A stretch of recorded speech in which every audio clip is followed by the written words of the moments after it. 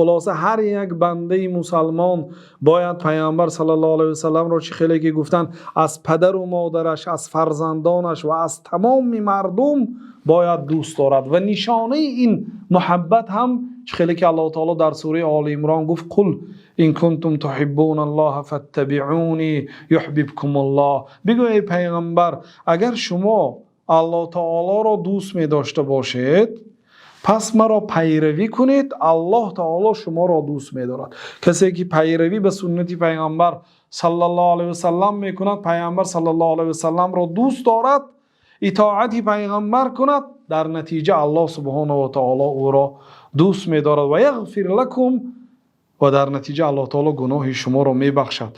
وقتی که اطاعت از پیغمبر صلی الله علیه و سلم میکنید و الله تعالی میگه واتبعوه لعلکم تهتدون، شما پیروی به پیغمبر کنید تا اینکه هدایت یابید.